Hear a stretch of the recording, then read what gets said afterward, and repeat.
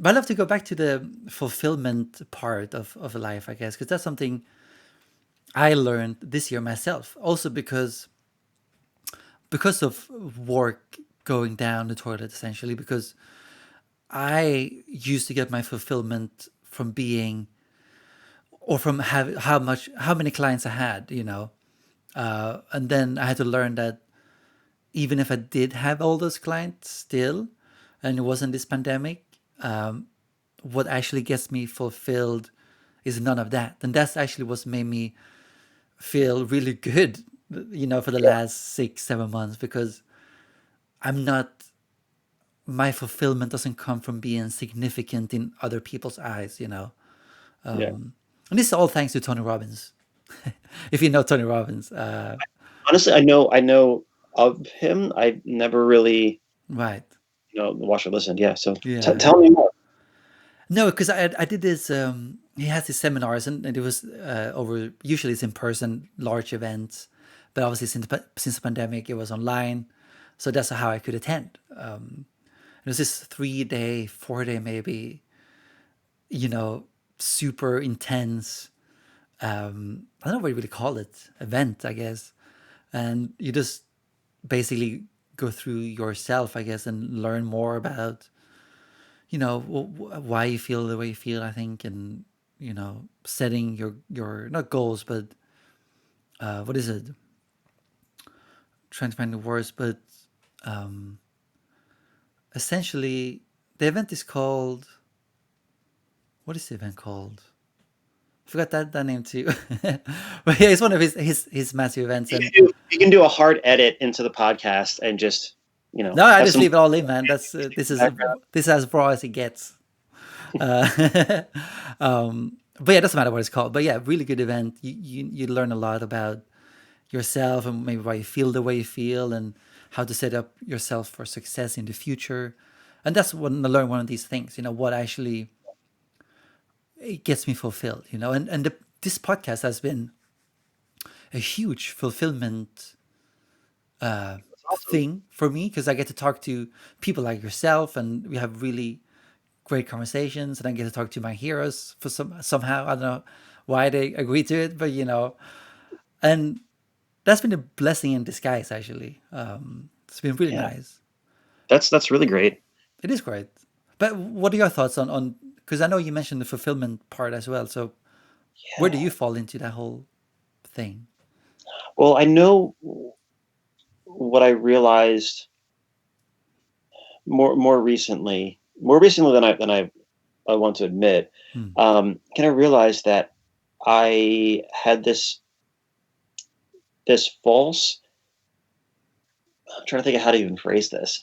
I thought that, when I was gigging a lot, or even when I'm like doing music stuff, I thought that when I'm busy, that's when I'm happy, and Hmm. when I'm not busy, that's when I get all existential dread, Yeah, yeah, yeah. you know, like that.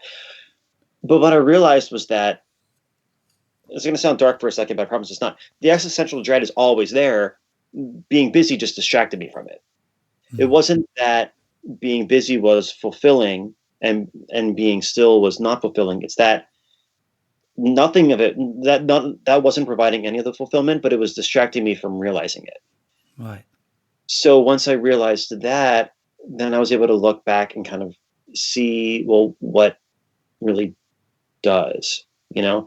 And, besides, obvious things of like being with my wife and my daughter, but like even just taking my daughter or taking my puppy on a walk, I love it. Even when it's, below freezing like it is right now and I'm trudging through snow. I don't know. They're like, I just really enjoy that. And I really enjoy just walking down the street and seeing somebody else walking and just waving and saying hi. Like, for whatever reason, that makes me so much happier than what I thought music was doing. Hmm. So I guess that's which is weird to say, because that makes it kind of sound like music doesn't make me happy, when in reality, I think once I had that realization and I stopped expecting music to be Hmm. the source of the happiness and the fulfillment, it made me enjoy it more, Hmm. Exactly. because I wouldn't get as upset and stressed out if something didn't work out. Mm. Like just yesterday, I fired a client Mm. that it just wasn't working out, and I was just like, what he wanted was just not in line with what I thought was a good product. And a year ago, 6 months ago, that would have I would have been like curled up, like stomach in knots, stressed out about what to do, because like I really wanted to nail it. I didn't want to let down, because like what if this goes really well and he hires me for more stuff, and all that catastrophizing that you do in a situation like that. But I was just like, hey man, like I just think our tastes are different, and that's totally fine. I just think we have like a different vision for what it is. So I'm just going to refund you your deposit. No harm, no foul. Mm. And I can't express to you how relieved I felt after I hit the send button. Right. And he was totally cool with it. I was totally cool with it. A couple $100 left my bank account. Mm. And I probably wasted, 4 hours on that song, getting it prepped and doing Mm. some work on it. But when I sat down and thought about it, I'm like, okay, well, 4 hours of like, I'd rather lose, those 4 hours of work Mm. than let this gnaw at my soul and keep me up, for hours, days, weeks until this project's done. And that would Mm. that would inevitably creep into my other projects. That would inevitably creep into my interactions with my family, my inability to like, relax when the day's done. And that sense of fulfillment, that sense of that realization that music wasn't the main thing that brought me a sense of purpose as a person. Once I realized that, like I said, it just made me enjoy music more, and it made me way more okay with a situation like this, where it just didn't work out, and that's Mm. okay. Mm. I'm getting new clients in all the time. Like this is one situation that didn't work out, but I realized it early enough that didn't burn any bridges. There's no negative feelings. It was probably as easy of a quote unquote breakup as you could have with a client. Mm. Yeah, that's fantastic. But what was there any like point that forced you, or like event that forced you to rethink what was fulfilling? Um, there's been a lot, you Mm. know. Um, I mean, I don't think I ever talked about this in public before. Yeah, Um, if you don't want to, we but, can totally skip it. oh, no, it's relevant. But a couple years ago, this is like 2015, I think, 2014, 2015, somewhere in there. I ended up checking myself into a psych ward for a week, Right. um, for like depression, and anxiety, and stuff. And I was very thankful that I never tried to commit suicide or anything. But I was thinking about it and was close. And luckily, I went in and got help and did group therapy for a while, and counseling and whatnot. And so that was one of the first. That was one of the first big moments. Mm. Probably the biggest, obviously. But then it just seemed like with anybody that has depression and anxiety, like it kind of comes in waves. Mm. So every time that I feel like it would get worse, there's never been that bad again, thankfully. But like as things would get stressful, I would have those kind of moments of clarity. Um, and I think like the most recent one, honestly, was just weirdly enough getting the puppy, Mm. which we've had her for like 3.5 months now, and just having to rethink how you're responsible for another life. And that, again, this sounds so dumb because I have a 4-year-old daughter, and like obviously, like I'm not new to being responsible for somebody else, but I think it was just like another little refresher that, there are things, like at least, Olivia, like she's 4, so she can do a lot of things on her own, so I don't Mm. have to, it's not like when she was a newborn. Mm. Um, and it made me both realize that I, do have a lot of responsibility for this dog, but then also it made me really, I don't know, like really get, I don't know, I don't want to say I spent some more time with my daughter because like spend every day together.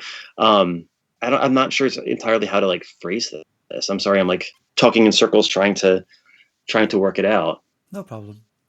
Um, yeah, it just made me. I don't know. It just made me really like even like the little things that Sadie, our daughter, or oh my god, I can't even talk today. The little things that the puppy would do that would frustrate me or annoy me, I would realize, why am I getting frustrated at this? Why am I getting annoyed at this? Because it's a dog. It's there's no reason why I should be so stressed out that we went out on her walk and she didn't poop this time. Like, there's no reason why that would stress me out. And it's usually some little like self realization like that Hmm. that makes me stop, and it kind of stops myself in my tracks. And I start to think about, well, what else am I overreacting about?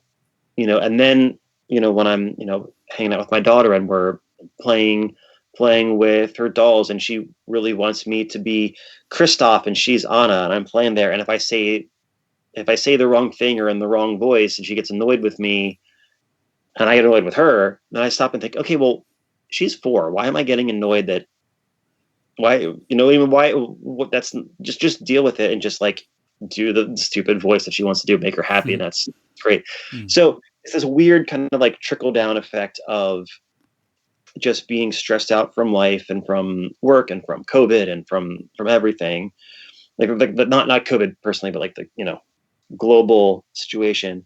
But then it's like the simplest little thing of like getting annoyed at a dog and then realizing, wow, I'm overreacting to that. And then, oh, I'm overreacting to all these other things. Oh, I should just chill out and enjoy it. Oh, wow, I'm really enjoying this. Hmm. And then it makes you realize how much fulfillment there is in all those things besides music. Hmm. Exactly. That was a long road to get to that answer. Oh, that's okay, man. Totally okay. And yeah, and thanks for sharing the thing about your mental health. That's not easy to say. So yeah, thanks for that, man. Really, yeah, Yeah, appreciate you sharing no, that for sure. stuff. Because yeah, it's important to get out because this it's not only happening or it's happening to a lot of people. I think who feel that way. And I mean, I think not just speaking for myself, but people in the music industry, no matter what you really do in it, there's so much focus and attention on what the public thinks of you, right? So I think it's easy to base your emotions over on what how many likes you have or how many fans you have, whatever, right? Yeah. So, but I'm really glad you found your fulfillment. That's really positive.